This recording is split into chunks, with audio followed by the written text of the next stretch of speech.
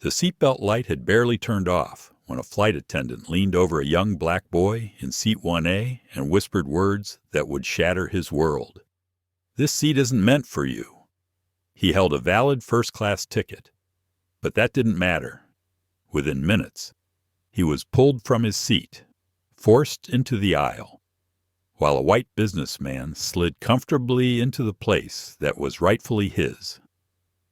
Passengers looked on in silence, and there he stood 14 years old, trembling, blood on his forehead from the scuffle, wondering if dignity was only reserved for some. What would you have done if it were you? If it were your child, would you have stayed quiet to avoid more pain? Or would you have fought back for Jordan Ellis?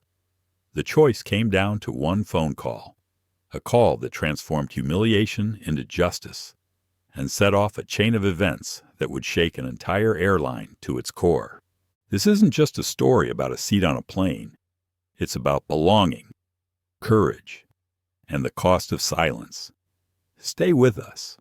Like, share, and subscribe, because this story might just change the way you see justice forever.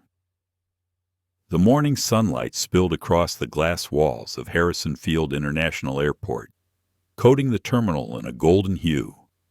Travelers moved like streams of water rushing, colliding, parting again. Some dragged heavy suitcases behind them.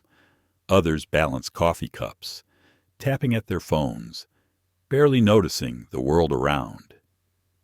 In the middle of this rush stood a boy, 14 years old, slim frame, wide, watchful eyes.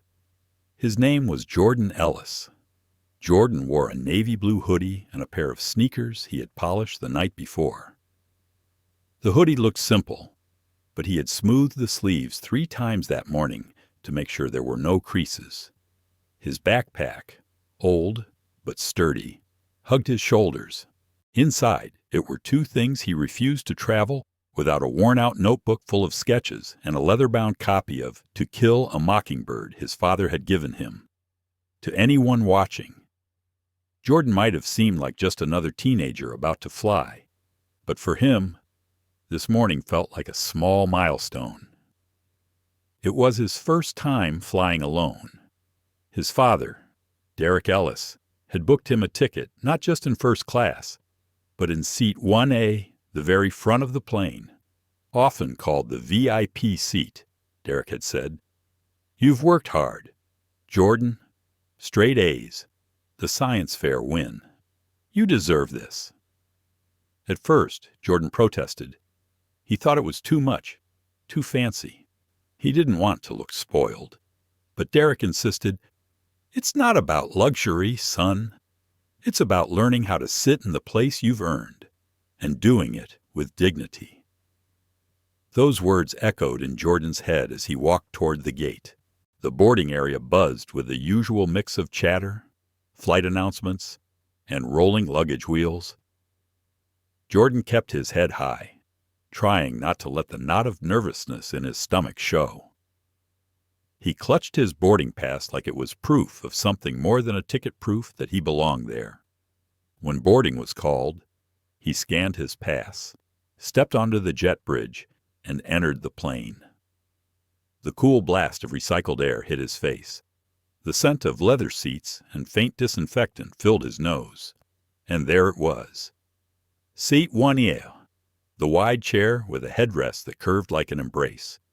A place at the very front, where only a few ever sat. Jordan slid into the seat, tucking his backpack neatly beneath his feet. For a moment, he let himself breathe. He imagined what his father had told him. Sit with dignity. He straightened his back, adjusted his hoodie, and opened his book. But then it came. The first shadow of doubt. A woman in a crisp uniform, her blonde hair pulled tight into a bun, stopped beside him. She was the flight supervisor, her nameplate reading Clara Whitford. Her eyes narrowed slightly, scanning Jordan up and down before fixing on the boarding pass in his hand. "Excuse me, young man," she said, her voice polite but clipped. This is seat 1A. Are you sure you're in the right place? Jordan looked up, startled. Yes, ma'am. This is my seat. He held out the pass, his hand steady though his pulse quickened. Clara leaned closer, examining the ticket. She pursed her lips. First class. 1A? She glanced at him again, as if something didn't add up. Do you mind standing up for just a moment while I verify this with the gate? Heat rushed to Jordan's cheeks. Passengers nearby had turned their heads. He could feel their eyes pressing into him, questioning without words. I think it's correct, Jordan murmured. But he stood anyway. Clara took the pass and walked away, her heels clicking against the floor. Jordan stood awkwardly in the aisle, clutching his backpack. His throat felt tight. He remembered his father's words again. Excellence is your shield. But in that moment, it felt more like a fragile umbrella under a storm of eyes.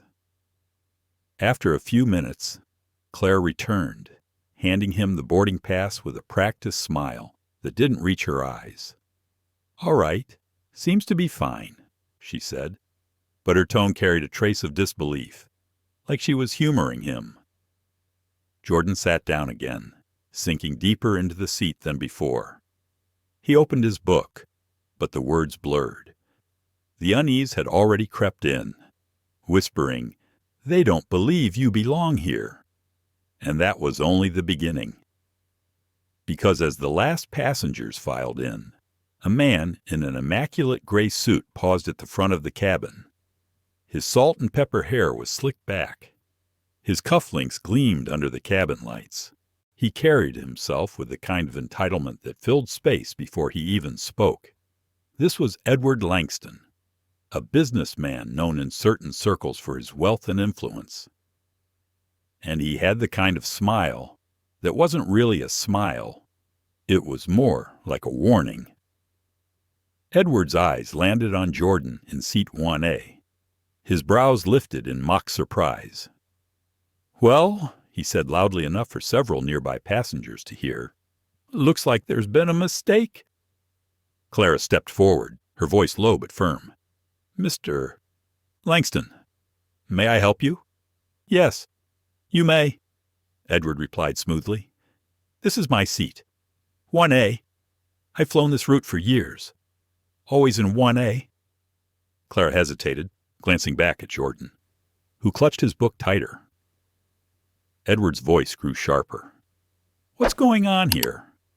A child in 1A. He gave a short laugh that dripped with disdain. That can't be right. Jordan's chest tightened. His fingers trembled around the edges of the book. Every instinct told him to speak up, to show the boarding pass again. But another instinct, quieter, older, told him to stay still, to not make it worse. He remembered once asking his father why he sometimes paused before walking into certain rooms. Derrick had replied, "Because sometimes, son, the world will try to convince you that you're not supposed to be there, and you'll have to decide whether to shrink or to stand." Jordan didn't feel like he had the strength to stand. Not yet. Clara placed a hand gently on Edward's arm. Let me double-check the manifest. But the doubt had already been planted, growing in every watching eye. Jordan's ears burned. His throat was dry. He thought, why does it feel like I have to prove I deserve what's already mine? And deep down, he knew this was only the beginning of a storm. The hum of boarding announcements faded as the cabin doors closed. Passengers settled into their seats, arranging briefcases, slipping headphones over their ears, or scrolling through phones. Yet in the first row of the plane, the atmosphere was far from settled.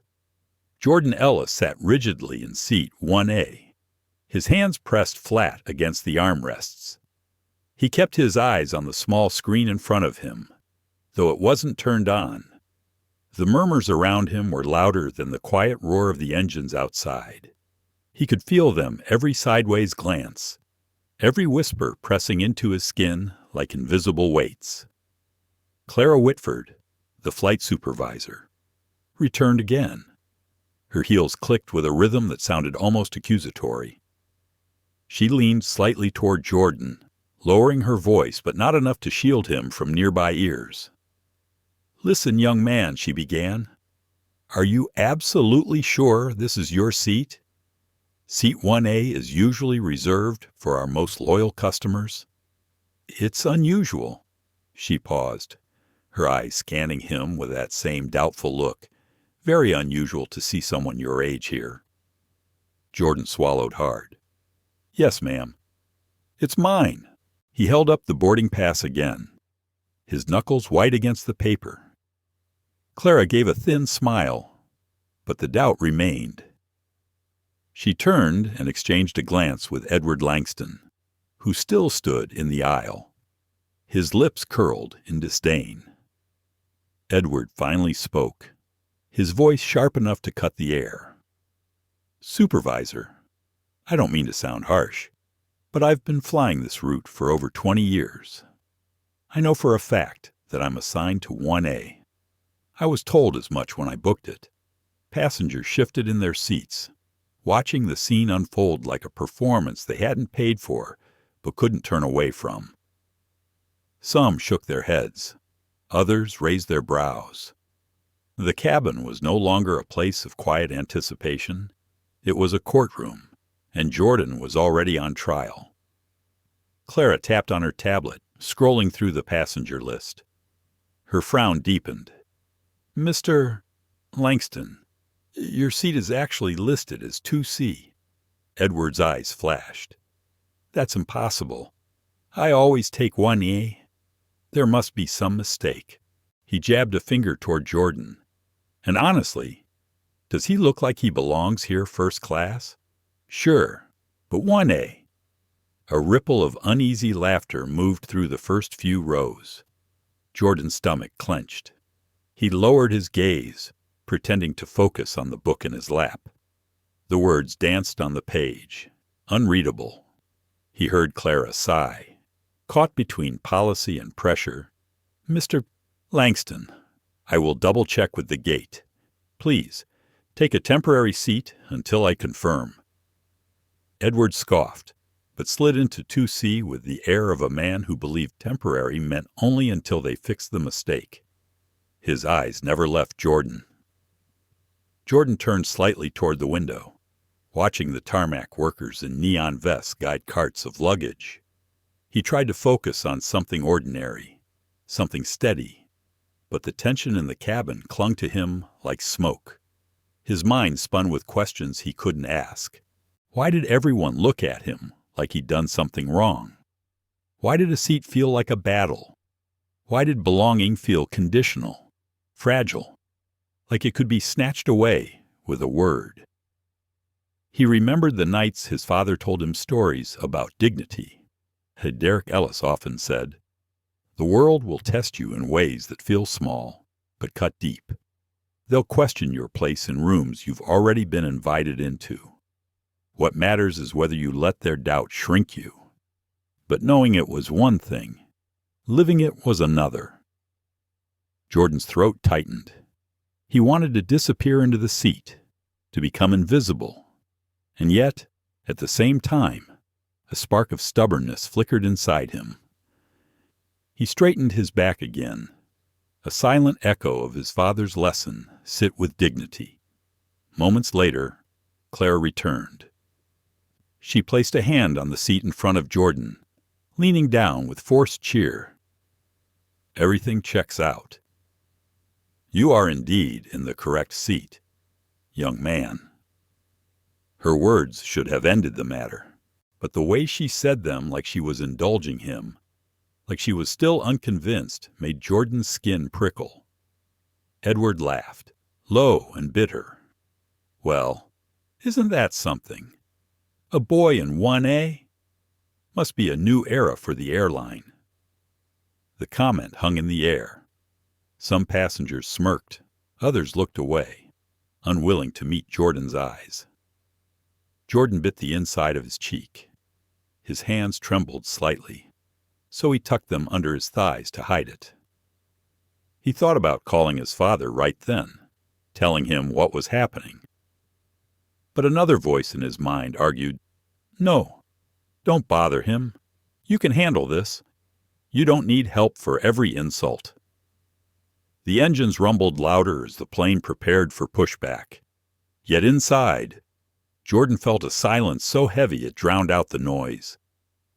The safety demonstration began, but he barely heard the words. Clara's smile as she gestured to exit seemed directed at everyone but him. Edward adjusted his tie, glancing at Jordan with the smugness of a man convinced time was on his side. Jordan opened his notebook, pretending to sketch. His pencil scratched faint lines across the paper. But what he drew was not a picture. It was a release of tension, jagged shapes and heavy strokes, like storm clouds gathering. The seatbelt sign blinked on, the plane edged backward, the runway coming into view. The hum of excitement filled the cabin again. For most, this was just another flight. For Jordan, it was the beginning of something he didn't yet have words, for something that would demand strength he wasn't sure he had. He closed his eyes briefly, whispering a line from his father's favorite quote, "Excellence is your shield." He clung to it like a lifeline, not knowing how much heavier the shield would have to become in the hours ahead. The wheels of the plane began to roll forward, but in Jordan's chest, unease anchored him in place, and though he didn't know it yet, the fight for Seat 1A was far from over. The plane had been in the air for less than 20 minutes when the tension that had simmered during boarding reached its boiling point. Jordan sat stiff in Seat 1A, his eyes fixed on the window, watching the clouds peel away beneath the wings. He tried to focus on the quiet hum of the engines, the steady rhythm of flight, but his body was too alert. Every sound felt sharp. Every glance seemed aimed at him. Edward Langston leaned toward Clara Whitford, his voice low, but not low enough. "Are we really going to let this stand? It's absurd. He doesn't belong there. The airline is humiliating itself." Clara's lips pressed into a line. She had tried to bury the issue, but Edward's influence carried weight. He was a man who donated generously, who flew with the airline religiously, who was known by name among executives. She hesitated, then turned back to Jordan. "Excuse me again, young man," she said, louder this time, so the nearby rows could hear. "I'm going to need you to come with me. There seems to be an error that still needs resolving." Jordan's chest constricted. "But this is my seat," he whispered. His voice cracked, not from disrespect, but from disbelief. Clara's tone hardened. "Please stand. Now." He froze. He could feel the weight of dozens of eyes on him. Passengers leaned slightly over their armrests, watching, some with curiosity, some with discomfort, others with faint smirks. His throat went dry. Edward crossed his arms, satisfied, finally. When Jordan didn't move quickly enough, Clara gestured to the back of the plane. Two uniformed airport security officers who had boarded just before takeoff approached. Their presence made the cabin feel suddenly smaller, the air thicker. One officer, tall and broad-shouldered, leaned down. "Son, you're gonna have to come with us. Now."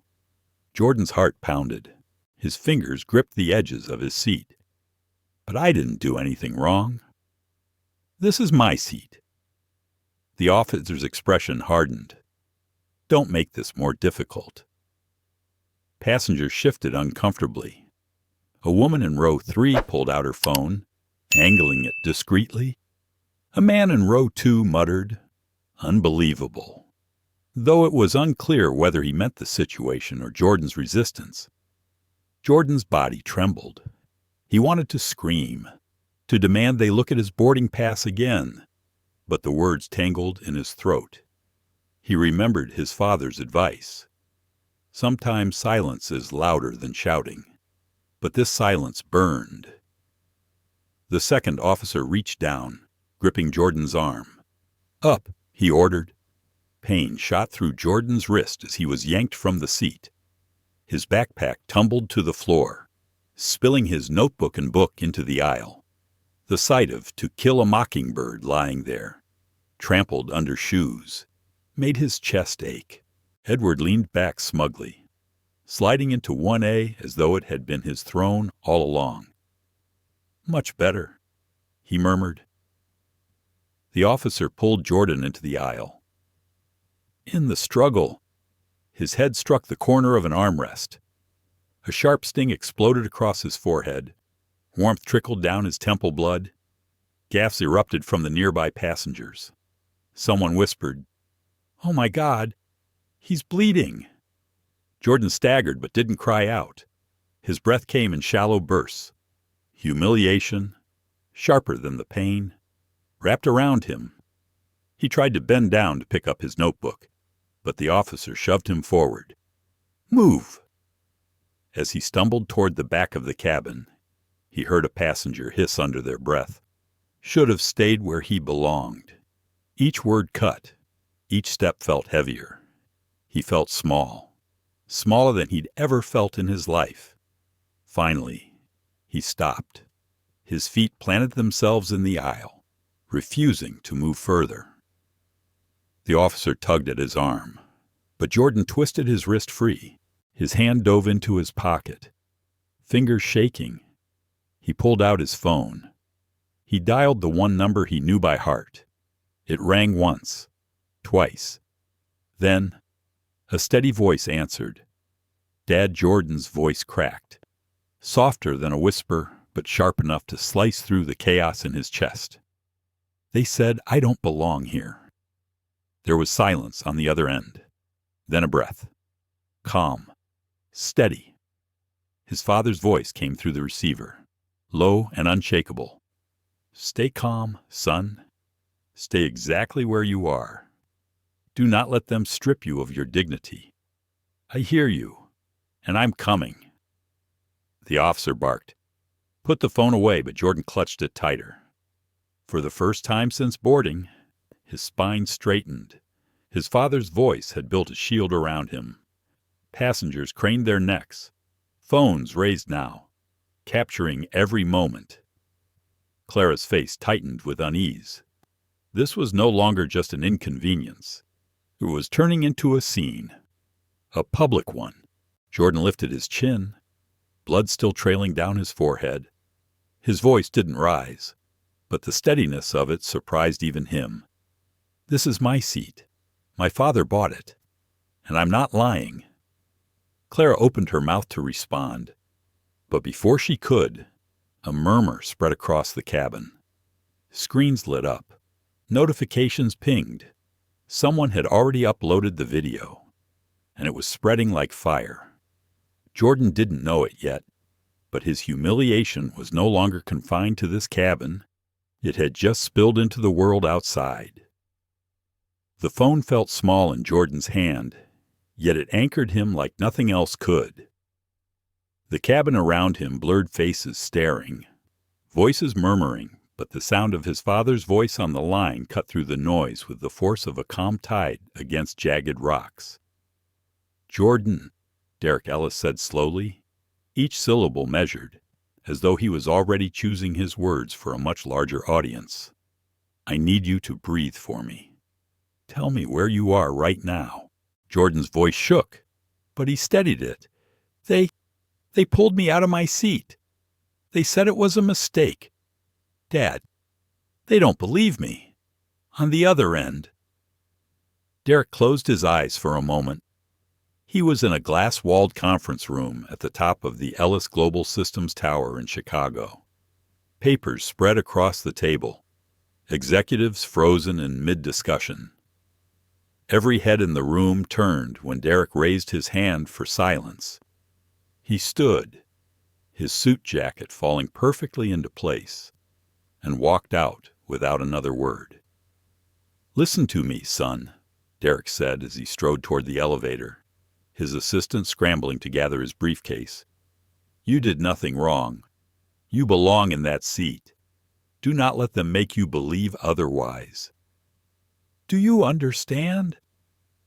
"Yes," Jordan whispered, though the sting of humiliation still sat heavy in his chest. His fingers smeared a faint trace of blood across the phone screen, but he held it tighter. The officer beside him growled, "Phone down! Now!" But Jordan didn't move. He stood rooted to the aisle, his father's voice giving him a steadiness he hadn't known he had. Derrick's voice deepened, resolute. "Put me on speaker." Jordan tapped the screen, and suddenly the calm authority of Derrick Ellis filled the cabin. Passengers shifted, some leaning forward, drawn by the change in tone. "This is Derrick Ellis," he announced, "father of the boy you just pulled from seat 1A. I want every word I say heard clearly." Clara stiffened, glancing nervously at Edward Langston. Edward, lounging in 1A, smirked, but said nothing. "You have humiliated a child who held a valid boarding pass. You have injured him, and you have told him he does not belong. I want you to look around. Every passenger here is a witness. Every camera recording this is evidence. And I assure you, you are making a mistake far greater than you realize." Clara's throat bobbed. She forced out, "Sir, I'm sure we can resolve this once we land." "No," Derrick interrupted, his voice sharp but unwavering. "You will resolve it now. My son will sit back in seat 1A. If he is not there within the next 5 minutes, your entire crew will be answering not just to me, but to the federal regulators, to the media, and to the court of public opinion. I don't need to remind you who supplies over half of your airline's digital infrastructure. This is not just about a seat. This is about dignity." The words hung heavy, electrifying the air. Passengers murmured louder, their phones held high now, streaming live. The officer holding Jordan's arm released his grip slowly, uncertain. Clara's face flushed. She turned to Edward, who bristled at the thought of being unseated. "This is ridiculous," Edward snapped. "He doesn't deserve enough." Derrick's voice thundered through the speaker.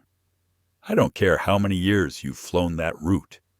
Mr. Langston, seat 1A was not sold to you. It belongs to my son. You may believe your wealth entitles you to everything, but entitlement does not override truth." For the first time, Edward's smugness cracked. His eyes darted to the recording phones, then back to Clara. Passengers were whispering louder now. A woman in row 3 said clearly, "The boy should have his seat back." A man in row 4 echoed, "This is discrimination, plain and simple." Jordan stood taller, the shield of his father's voice giving him courage. His humiliation was still raw, but it was no longer silent. He was not alone anymore.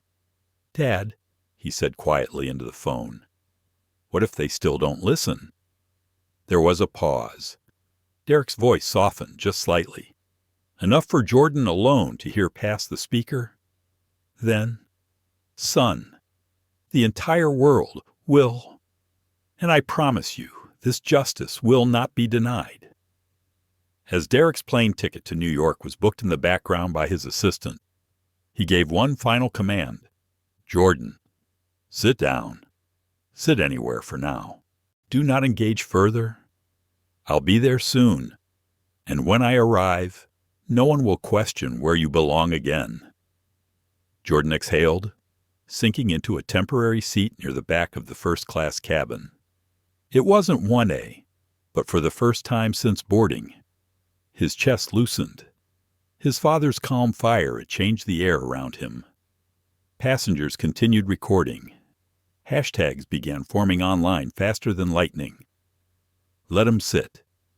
"Justice for Jordan." "Flying while black." The storm was no longer just inside the cabin. It was spilling into the world beyond the clouds. And no matter how Clara or Edward tried to suppress it, it had already grown too big to contain. By the time the aircraft leveled at cruising altitude, the story had already outrun the plane itself. The first shaky videos captured on passenger phones were uploaded to social media within minutes. A boy pulled out of his seat, his forehead streaked with blood, his small voice on the phone saying, "They said, I don't belong here." Those words struck like a lightning bolt. On Twitter, the hashtag #MeowJusticeForJordan surged past 1 million mentions in under an hour. Clips spread across Instagram, TikTok, even the evening news cycle before most passengers knew the world was watching. Screens lit up in the cabin as passengers received push notifications. Airline accused of racial bias after black teen forced from VIP seat. Jordan sat quietly near the back of first class, a folded napkin pressed to his forehead where the blood had dried. His backpack sat on his lap, the corner of his notebook peeking out, slightly crumpled. He felt the vibrations of his phone buzzing with messages he didn't dare open. Clara Whitford moved stiffly up and down the aisle, her professional mask faltering. Each time she passed Jordan, she avoided his eyes. Edward Langston remained planted in seat 1A, legs crossed, pretending to read the Wall Street Journal. Though his jaw clenched tight with each buzz of his own phone, passengers whispered louder now, their confidence growing with the knowledge that the outside world was paying attention. A woman leaned across the aisle and whispered, not quietly enough, "This is going viral. Look, it's already on CNN's feed." Jordan shifted uncomfortably. He had never asked for this stage. He had never wanted to be anyone's headline. He only wanted to fly, to reach his destination, to prove to himself he could sit with dignity in the seat his father had given him. Yet somehow, the moment had grown bigger than him, far bigger. At that same hour, in New York City, cable news anchors were interrupting programming. Breaking news tonight. One began.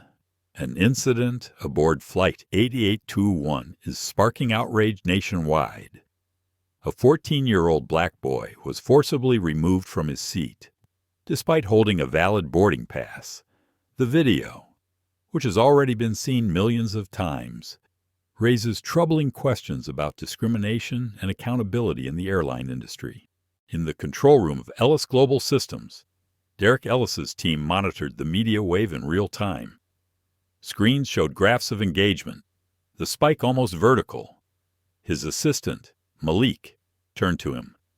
"Sir, it's everywhere. They're calling for boycotts already." Derrick sat in the back of a car headed toward O'Hare, his face calm, but his hands tightly folded. He listened to the news anchor replay the clip of his son's voice. Each word pierced him like a blade. He had raised Jordan to be strong, to believe he belonged in every room he entered. But the world had still found a way to tear that belief down. "Keep tracking everything," Derrick ordered. "Contact our legal counsel and prepare a statement draft, but don't release it yet. Not until I've seen my son. Back in the cabin." Jordan shifted in his temporary seat. He noticed the passengers in row 3 and 4 turning their phones toward him, as if he were a symbol instead of a boy. He closed his eyes. Why me, he thought. Why does it have to be me? But beneath the exhaustion and humiliation, a flicker of something new stirred. Not pride, not yet, but resolve. If the world was watching, then at least they would see the truth. A passenger in row 2 finally spoke up, loud enough for Clara to hear. "Supervisor, that boy should be back in his seat. This isn't right." Clara's jaw tightened. "Sir, please remain calm. The matter is being handled." handled another voice called, "You bloodied a child's forehead. That's not handling, that's abuse." Phones lifted higher, capturing Clara's discomfort. She tugged at her blazer and pressed forward, pretending not to hear. But the balance of the cabin had shifted. No longer whispers. The voices of dissent were rising, steady, undeniable. Edward Langston cleared his throat, forcing his voice above the murmurs. "This is out of proportion. The airline has procedures. Loyalty matters. Status matters. You all don't understand. Status doesn't trump dignity," a passenger snapped back. Jordan's heart pounded. He had never seen adults argue on his behalf like this. For so long, he'd carried the burden silently, the stares in stores, the questions about whether he really belonged in advanced classes, the comments whispered when he walked into restaurants with his father. But now strangers were standing up for him, and the cameras made it undeniable. Far away, in airline headquarters, executives gathered around a conference table, faces pale as live feeds poured in. Stock prices ticked downward with every refresh. The CEO's phone rang nonstop. "This could destroy us," one board member muttered. "On board." Jordan touched the corner of his notebook, feeling the faint grooves of the sketches beneath his fingertips. He wanted to draw again, to escape into lines and shapes, but he couldn't. He sat taller, his eyes fixed not on the floor, but on the aisle ahead. He remembered his father's words, "If they don't listen, the world will." And as he listened to the rising chorus of voices in the cabin, and imagined the millions more outside who had seen the video, he realized his father was right. The world was listening. For the first time since the humiliation began, Jordan felt something loosen inside him, a small, quiet spark. Not joy, not yet, but hope. By the time Flight 8821 touched down at LaGuardia, the uproar had reached levels no airline crisis team could have prepared for. Journalists were waiting at the gate with cameras in hand, flashes already filling the air. Passengers who had once been reluctant to speak now leaned eagerly into microphones, repeating the same words over and over. They dragged a boy out of his seat. They said he didn't belong. Jordan walked behind two security officers who had switched from enforcers to escorts, almost protective now. His forehead still bore the faint cut, a badge of truth that no press statement could erase. He clutched his backpack against his chest, trying to shield himself from the sudden chaos of lights and voices. "Jordan." "Over here," reporters called, their voices tripping over one another. "What happened on the plane? Did they target you because of your race? Do you think the airline owes you an apology?" He said nothing. His silence was not weakness, but survival. His father's words replayed in his mind, "Do not engage further." So he kept his head lowered and walked on. Meanwhile, Derrick Ellis was already in the city, stepping out of a black sedan at the private terminal. He cut a figure of quiet command, the kind that needed no announcement.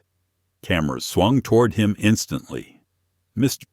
Ellis, what's your response to the incident?" one reporter shouted. Derrick's face was composed, but the fire in his eyes was unmistakable. "My response," he said clearly, "is that no child should ever be told he doesn't belong, especially when the only difference between him and the man who took his seat was the color of his skin." The quote spread like wildfire, plastered across headlines within minutes. Inside the airline's Manhattan headquarters, executives sat in a panic. Screens across the room displayed live news coverage, hashtags trending, stock prices plummeting by the second. Clara Whitford's name trended alongside Edward Langston's, both synonymous with the scandal. Bradley Thompson, the airline's vice president of operations, slammed his hand against the table. "This is out of control. We need a statement. Now." The CEO, Harold Kingston, looked haggard. His tie loosened, his voice hoarse. "A statement won't save us. Not this time. Do you see the scale of this? Ellis isn't just any passenger's father. He holds contracts that keep our systems running. If he pulls them, we're finished." Across the city, Derrick sat in a quiet conference room with Jordan by his side. The boy's hand was still trembling slightly, but he leaned into his father's steady presence. "Dad," Jordan whispered, Am I in trouble? Did I do something wrong?" Derrick turned sharply, his expression softening for the first time in hours. He placed a hand firmly on Jordan's shoulder. "No, son. You did everything right. You stayed calm. You told the truth. What they did to you was wrong, and the world knows it. Don't you carry their shame. That shame belongs to them." Jordan blinked back tears, nodding slowly. For the first time since boarding the plane, he believed it. Moments later, the conference room door opened. Ayanna Rivers, Derrick's lead counsel, walked in with a folder thick with documents. Her face was set in determination. "We have everything," she announced. "Passenger statements, video footage, even text messages from crew members that passengers forwarded. Clara Whitford told her staff to watch the boy in 1A. He doesn't fit the profile." "It's damning." Derrick's jaw tightened. "Good. Prepare a formal complaint for the Department of Transportation and alert the press. We'll be holding them accountable." Jordan looked between them, uncertainty flickering. "Does this mean they'll fire everyone?" Ayanna crouched slightly to meet his eyes. "It means people who abuse their power will face consequences, and it means no other kid should have to go through what you went through." The boy nodded again, a little more firmly this time. Meanwhile, in the boardroom of the airline, executives scrambled for damage control.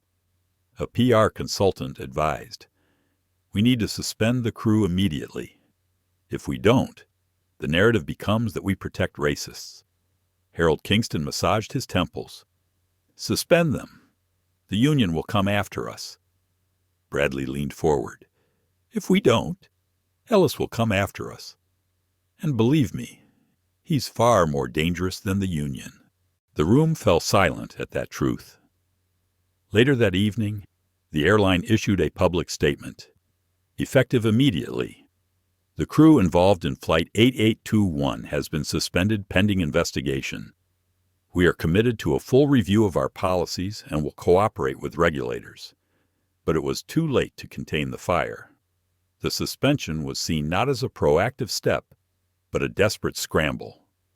Commentators on television mocked the wording. Pending investigation, one anchor scoffed. "We've all seen the video. The investigation is over. The world saw it happen." For Jordan, the whirlwind of attention was overwhelming. That night, as he sat in a quiet hotel room with his father, he finally let out the question that had been gnawing at him. "Why me?" he asked softly. "Why did it have to be me in that seat? Out of everyone on that plane? Why me?" Derrick paused, his expression heavy but gentle. "Because sometimes, son, the world chooses moments we don't ask for. You didn't choose this, but how you carry it, that's yours. And you carried it with dignity, even when they tried to take that from you." Jordan swallowed hard. "But I was scared. I wanted to disappear." "That's what makes you brave," Derrick said, voice low. "Courage isn't about not being afraid. It's about standing in the fear and not letting it break you. And you, Jordan, stood taller than men twice your age today." Silence stretched between them, not heavy but full. Jordan leaned into his father, and for the first time since boarding the flight, he allowed himself to rest. The next morning, Newspapers blared headlines. Airline in crisis after teen removed from VIP seat and Ellis demands accountability. Television panels debated whether the incident marked the beginning of a deeper reckoning in corporate America. And in homes across the country, families watched the clip of Jordan clutching his backpack and thought of their own children. Fathers clenched their fists. Mothers wiped tears. Strangers whispered to themselves, "That could have been my kid." The reckoning had begun. Morning light spilled across the Manhattan skyline as Derrick Ellis stepped into the glass lobby of the airline's corporate tower. The building, once a gleaming symbol of untouchable power, now buzzed with the nervous energy of a company in freefall. Security guards recognized him instantly. No one dared stop him. Cameras followed discreetly. Reporters pressed against barricades outside, chanting questions about boycotts and accountability. Derrick's shoes clicked steadily on the polished floor as he was escorted to the top level. At his side, Ayanna Rivers carried a folder thick with evidence. Jordan was not present this time. Derrick had insisted he remain at the hotel with Malik, shielded from what was about to unfold. Inside the boardroom, the air was thick with fear, disguised as professionalism. Harold Kingston, the CEO, sat at the head of the table. His tie loosened again, eyes shadowed from sleeplessness. Bradley Thompson leaned forward, arms crossed, wary but pragmatic. Around them, a dozen executives shuffled papers, but no one truly read them. Derrick entered without hesitation. He didn't raise his voice. He didn't need to. His very presence shifted the balance of the room. He took the empty chair across from Harold, laid his hands flat on the table, and said quietly, "Let's not waste time. You know why I'm here." Harold cleared his throat. "Mr. Ellis, we deeply regret what happened to your son." "Regret," Derrick interrupted, "doesn't undo the blood on his forehead. Regret doesn't erase the words. He doesn't belong here. So let's move past rehearsed apologies. I want to hear what you're going to do." Ayanna slid the folder across the table. Passenger testimonies, video recordings, internal crew messages. Every piece paints a picture not of a single mistake, but of a culture that encourages profiling, that tolerates humiliation of paying customers who don't fit the profile. Bradley shifted uncomfortably. "We are suspending the crew pending." Derrick's eyes narrowed. Suspension isn't enough. The crew must be terminated, and not quietly, publicly. Accountability must be visible, or it isn't accountability at all. One executive bristled. "With respect, Mr. Ellis, you're asking us to gut a crew that's been loyal for years, loyal to what?" Derrick shot back, his voice firm but calm. "To policies that humiliate children, to protecting wealthy regulars while targeting those they deem out of place. If loyalty is measured by complicity and injustice, then it's worth nothing." The room fell silent. Harold rubbed his temples. "And if we agree to termination, then you begin the first step of a larger overhaul," Derrick replied. "Because this isn't just about one flight. It's about the culture you've built. You've allowed status and privilege to outweigh dignity. That ends now." Ayanna opened another folder.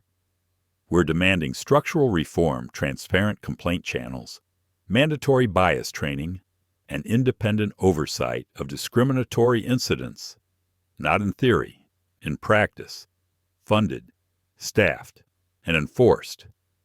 One board member scoffed. "You can't dictate our company policy."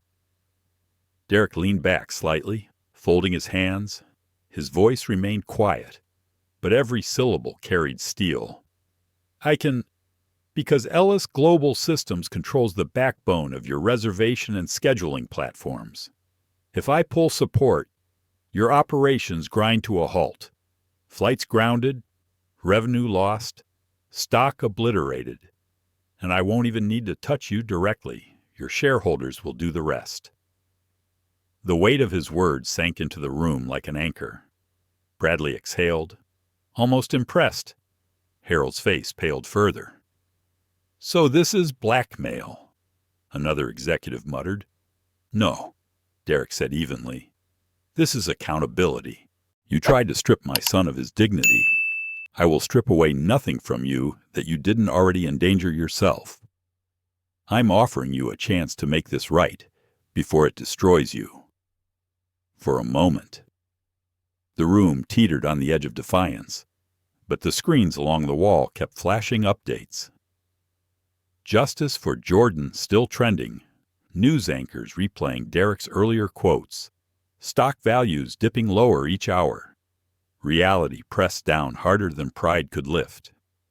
Finally, Harold exhaled and looked directly at Derrick. "What exactly do you want?" announced Derrick's voice softened, not with mercy, but with certainty. "That the entire crew of Flight 8821 has been terminated, that Edward Langston is permanently banned from flying your airline, that you are launching a full-scale cultural audit under independent oversight, and that you are creating what we'll call the Ellis Initiative protocols to ensure no passenger is ever profiled again." Bradley leaned forward, tapping a pen against the table. "And if we do this, will you stand with us publicly? Help stabilize the fallout?" Derrick's eyes flickered, a shadow of his own inner battle crossing his face. He thought of Jordan's trembling voice, his son asking, "Why me?" He thought of the generations before him who had been told the same lie. "You don't belong here." "No," he said at last. "This isn't about protecting you. It's about protecting every passenger who walks down your jet bridge. I'll acknowledge progress when I see it. Until then, you stand on your own." The boardroom erupted into murmurs. Some protested, some pleaded, but the balance had shifted irreversibly. Derrick had made his demand, and the world outside the boardroom would make sure it was met. As Derrick and Ayanna rose to leave, Harold finally spoke again, his voice weary. "Ellis, what do you really want out of all this?" Derrick paused at the door. "I want my son to know that when they tried to tell him he didn't belong, he had a father who showed the world he did. And I want no other child to have to prove their worth for the price of a ticket." When he left the room, silence clung to the executives like a shroud. Outside, cameras swarmed. Reporters shouted questions, but Derrick walked past them with steady steps. Ayanna whispered beside him, "Do you think they'll do it? They don't have a choice." Derrick answered. His jaw was tight, but his eyes glimmered with something fierce. Not vengeance, but conviction. In a hotel across the city. Jordan sat by the window, staring out at the blur of yellow cabs below. Malik sat beside him, the boys' untouched breakfast cooling on the table. Jordan's mind swirled with images of the plane, of voices calling out, of his father's steady voice anchoring him through it all. "Do you think they'll fire them?" he asked quietly. Malik considered before answering. "If your father says they will, then they will. He doesn't lose battles like this." Jordan nodded faintly, but inside, he wrestled with something deeper. The thought of people losing their jobs because of him unsettled him, even if they had humiliated him. His young mind balanced anger with empathy, resentment with doubt. He whispered to himself, "I didn't want this. I just wanted to sit in my seat." But even as he said it, he knew his story had become something larger than a seat, and though it frightened him, he also felt a flicker of pride. The announcement came sooner than anyone expected. By late afternoon, news outlets across the country broke the headline in bold red banners: "Airline terminates entire Flight 8821 crew amid discrimination scandal." Clips of Harold Kingston, looking gaunt and weary, were replayed endlessly on television and online. He stood stiffly behind a podium, flanked by PR representatives. His voice lacked conviction, but the words still carried weight. We recognize that our actions on Flight 8821 were unacceptable. Effective immediately. The entire crew of that flight has been terminated. Furthermore, Edward Langston is permanently banned from flying our airline. We are launching a comprehensive cultural audit under independent oversight, and we will adopt new protocols to prevent such failures in the future. The reaction was instant. Social media exploded with praise from some, skepticism from others. Civil rights activists called it a victory, but warned it was only a first step. Families shared stories of their own humiliations in airports and on planes, many using the hashtag #MoiJusticeForJordan to link their experiences. In the hotel room, Jordan sat with his knees pulled up on the bed, watching the announcement on television. His face was unreadable. When Langston's name was mentioned, he glanced down at his hands, remembering the man's sneer, the way he had looked at him as if he were invisible. "They fired them all," Malik said quietly, setting down his phone. "It's done." Jordan didn't answer right away. The silence stretched, filled with the hum of the television. Finally, he whispered, "So it was because of me." Malik turned toward him. "No, it was because of what they did to you. Don't twist it, kid. You didn't take their jobs. They threw them away the moment they thought humiliating you was acceptable." Still, the weight in Jordan's chest didn't ease. He thought about Clara Whitford's trembling hands, the look of panic on her face when the cabin turned against her. For a moment, he almost felt sorry for her. Almost. But then he touched the tender scar on his forehead and remembered the sting of being told, "You don't belong here."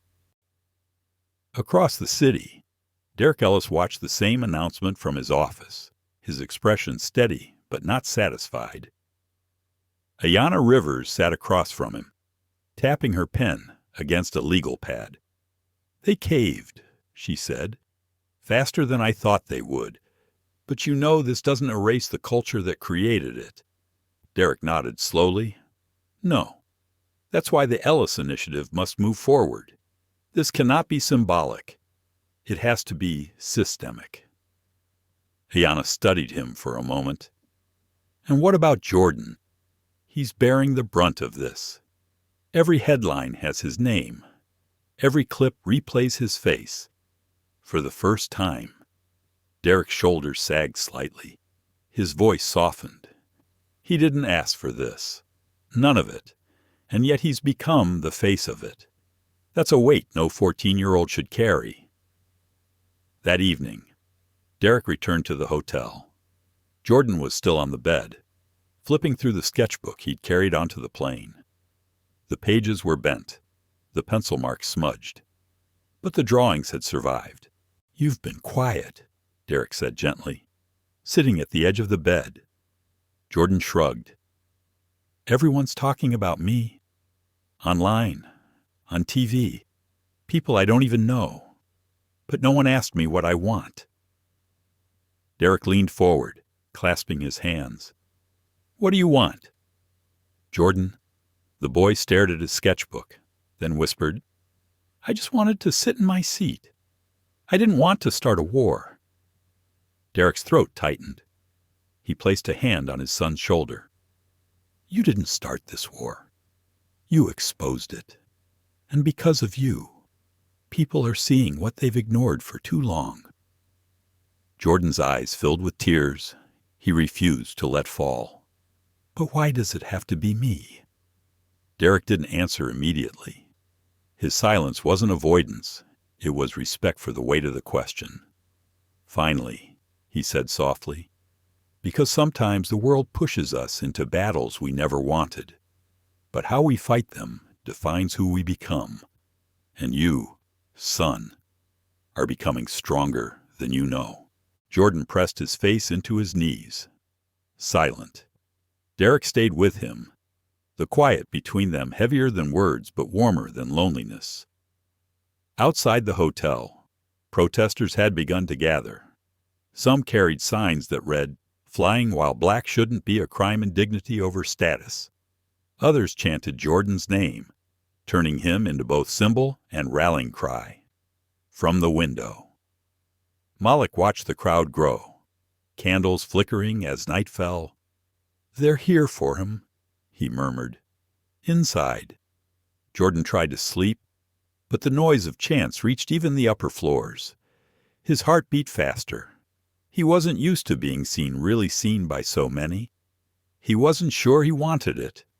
Later that night, Derrick stood by the window, arms folded, gazing at the city below. Ayanna's words echoed in his mind. Every headline has his name. Every clip replays his face. He wondered if he'd made the right choice pressing the fight so publicly. Had he protected his son, or had he thrust him into the fire? But then he remembered Jordan's trembling voice on the phone, the words that had broken his heart. "They said I don't belong." And Derrick knew the silence would have been worse. Silence would have told Jordan that those words were true. The next morning, Jordan woke to find dozens of letters and drawings slid under the hotel door. Notes from strangers, kids his age, parents, even airline employees telling him he was brave, that he had reminded them of their own worth. One letter, written in shaky handwriting, read, "I was told I didn't belong once." 2. "Watching you stand made me feel like maybe I do." Jordan read it 3 times, his chest tightening. For the first time, he felt a flicker of something new, not just hope, but purpose. Meanwhile, in the airline's boardroom, Harold Kingston stared at the latest stock report. Losses were staggering. Shareholders were demanding his resignation. Bradley Thompson sat silently, watching him unravel. "Ellis has us by the throat," Harold muttered. "And the worst part is, he's right." The reckoning was no longer avoidable. The day of testimony arrived with a gravity that neither Jordan nor Derrick could ignore. The city buzzed with anticipation as television stations broadcast live coverage of the congressional hearing on transportation equity. Outside the federal building, crowds gathered with signs bearing Jordan's name, their chants carrying across the square. Jordan stood with his father in a quiet hallway before entering the chamber. He wore a simple navy suit that felt too stiff, his tie slightly crooked until Derrick reached down and straightened it with gentle fingers. "You don't have to be perfect," Derrick murmured. "You just have to be honest." Jordan swallowed, his throat dry. "What if I mess up?" Derrick knelt slightly so their eyes met. "Son, the truth doesn't need to be polished. It only needs to be spoken. And no one can speak your truth better than you." Inside the chamber, cameras clicked as the two entered. Lawmakers shifted in their seats. Aides whispered, and reporters leaned forward eagerly.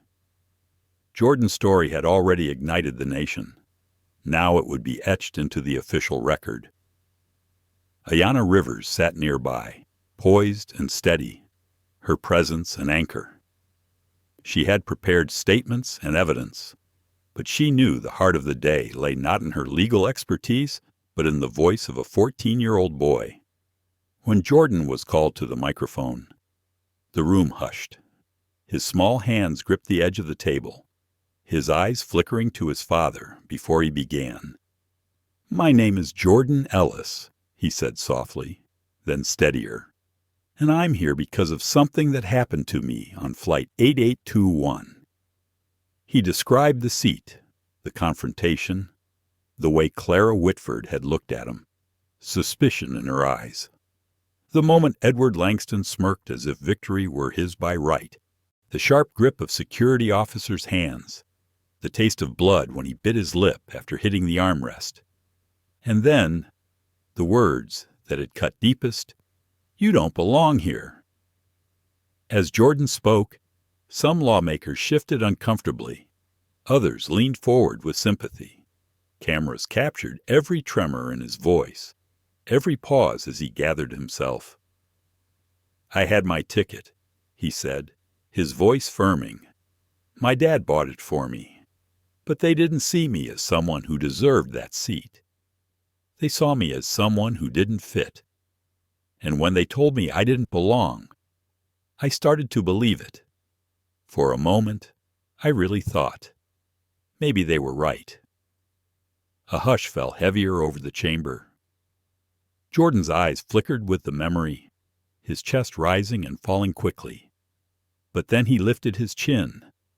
"But my dad told me the truth, that I did belong. That seat was mine. And he told me that when the world tries to take away your dignity, you have to hold on to it even tighter." Derrick's eyes glistened, though his face remained composed. Jordan took a breath. "I'm not here to punish people.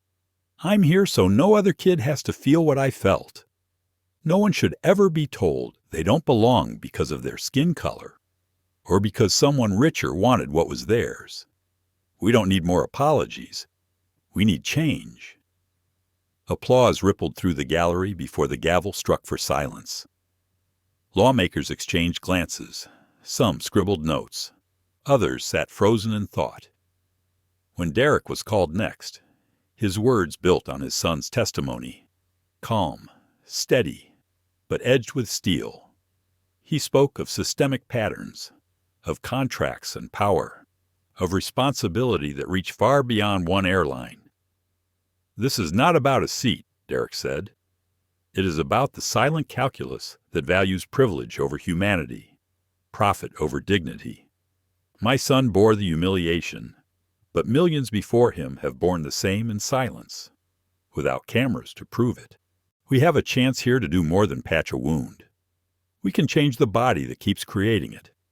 He outlined the Ellis Initiative, transparent complaint systems, independent oversight, cultural audits, training rooted not in checklists, but in empathy. He demanded accountability not as vengeance, but as the minimum standard of justice. The testimony reverberated across news outlets instantly. Clips of Jordan's trembling voice saying, "No one should ever be told they don't belong," spread across the nation. Parents replayed it for their children. Teachers used it in classrooms. Activists held up his words at rallies. That evening, Jordan and Derrick walked out of the federal building into a sea of people cheering their names. Cameras flashed. Reporters shouted. But Jordan's gaze was caught by something else. A small boy in the crowd, maybe 10 years old, holding a cardboard sign that read, "I belong." Jordan's throat tightened. For the first time, he realized the story wasn't just his anymore. It belonged to everyone who had ever been told they were less, everyone who had ever been forced to the back, everyone who had swallowed shame in silence. Back at the hotel that night, Jordan sat at the desk, sketching by lamplight. His pencil traced not airplanes this time, but people figures holding signs, faces lifted with hope. When Derrick entered, he watched quietly for a moment before asking, "What are you drawing?" Jordan didn't look up. The people outside, the ones chanting, the boy with the sign. Derrick smiled faintly. "Do you know what you've done?" "Jordan." The boy paused, pencil hovering. "Started a war." "No," Derrick said softly. "You started a movement." Jordan looked down at his sketch again. The lines were rough, imperfect, but they carried life. And for the first time, he allowed himself to believe that maybe, just maybe, he did belong. Weeks passed, but the echoes of Jordan's testimony had not faded. Instead, they grew louder, rippling through airports, boardrooms, classrooms, and homes across America. The Ellis Initiative was no longer just a proposal whispered in a hearing. It was a movement debated on national television, demanded by passengers, and reluctantly studied by airlines scrambling to salvage their reputations. For Jordan, life had shifted in ways both overwhelming and humbling. At school, classmates who once barely noticed him now approached with awe and respect. Some whispered as he walked down the hall. Others offered shy words of encouragement. He wasn't sure he liked the attention, but he couldn't deny that his story had given other kids courage to share theirs. One afternoon, as he sat in the art room sketching in the quiet, his teacher leaned over and said softly, "You know, Jordan, you've done more with your voice in a few weeks than some people do in a lifetime." Jordan looked down at his pencil marks and whispered back, "I didn't mean to." The teacher smiled. That's what makes it powerful. Meanwhile, Derrick was busier than ever, not only running Ellis Global Systems, but also meeting with government agencies and airline executives. He refused to let the fire die down. Each time an airline promised reform, he insisted on verification. Each time a lawmaker praised progress, he pressed for action. His voice became a steady drumbeat against complacency. But in the quiet moments, he was still just a father, watching his son navigate the weight of being seen by millions. Some nights, he found Jordan curled on the couch, sketchbook open but untouched, the boy's eyes distant. "You don't have to carry this alone," Derrick would remind him. Jordan would nod, though he wasn't always sure he believed it. The scar on his forehead was healing, but the memory lingered in ways no bandage could fix. One evening, Malik entered the hotel suite with a grin. "You two need to see this," he said, setting his laptop on the table. He pulled up a live feed from a rally in Atlanta. On the stage stood a crowd of teenagers holding handmade signs. The biggest banner read, "We Belong," inspired by Jordan Ellis. Jordan stared, wide-eyed. The kids on screen weren't much older than him, their voices strong as they chanted for fairness, dignity, and equality in travel. "That's because of you," Malik said gently. "Your words gave them a voice." Jordan felt something shift inside him. The fear and doubt that had followed him since that day on the plane didn't vanish, but they loosened their grip. He realized that maybe this was bigger than his own discomfort. Maybe this was about giving others the courage to demand what they deserved. A week later, the airline officially announced the Ellis Initiative would be adopted not just by their company, but recommended across the industry. Independent oversight boards were formed, bias training rolled out, complaint channels opened to public scrutiny. For the first time, change felt real, not just symbolic. At a press conference, Harold Kingston, visibly diminished, resigned from his position as CEO. Bradley Thompson, pragmatic as ever, stepped into leadership. In his first address, Bradley admitted, "We failed. We failed a child. We failed his family. And we failed our passengers. But we have a chance to learn from that failure, and we will." The crowd applauded cautiously. Words alone were not enough. But for once, the tone was different, less defensive, more honest. For Jordan, the true moment of healing came quietly. He was back on a plane weeks later, this time seated beside his father in the very front row. The boarding process was calm, the attendants polite, the atmosphere different. Yet Jordan's heart still pounded as the engines roared to life. He looked out the window, gripping his seatbelt, then whispered, "Do you think it'll ever feel normal again?" Derrick glanced at him, then at the aisle where passengers walked without fear of being dragged from their seats. "Normal isn't the goal, son," he said softly. "Better is." As the plane lifted into the sky, Jordan opened his sketchbook. This time, his pencil didn't draw fear. It drew wings, months later, in a small ceremony in Washington. Jordan was presented with an award for courage in the face of injustice. He stood at the podium, nervous but composed, and spoke words that would echo far beyond the room. "I never asked for this. I just wanted to sit in my seat. But sometimes life puts you in places you didn't choose. When that happens, you can either let it break you, or you can let it change the world around you. I'm still just a kid.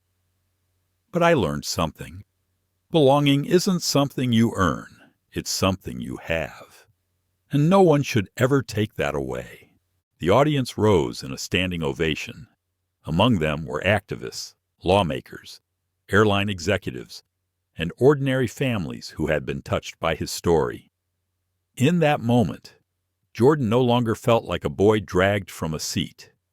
He felt like someone who had turned pain into purpose. Later that night, back at home, he sat on the porch with Derrick. The city hummed quietly around them. Jordan leaned against his father's shoulder. "Dad," he said softly, "do you think people will forget Derrick looked out at the skyline, then down at his son? Maybe some will. But the ones who lived it, the ones who needed to hear it, they won't. And as long as you remember, it will keep mattering." Jordan smiled faintly, closing his eyes. For the first time in months, the weight felt lighter. And though the scar on his forehead would remain, it no longer felt like a mark of humiliation. It felt like a reminder that he belonged, that he always had, and that sometimes even the smallest voice can echo loud enough to change the world. This story of Jordan and his father, Derrick Ellis, is more than an airline scandal. It's a mirror to our lives. Too often, people are judged not by their worth, but by appearances, privilege, or prejudice. And too often, silence allows injustice to pass unchecked. The lesson here is not only about standing up for yourself, but also about what we teach our children. Derrick reminded his son that dignity isn't something others can give or take, it's inherent. When the world said you don't belong, Jordan learned that courage is not the absence of fear, but the decision to face it with truth. For us, the message is clear whether in small daily interactions or in moments of public consequence. We have the power to insist on fairness and respect.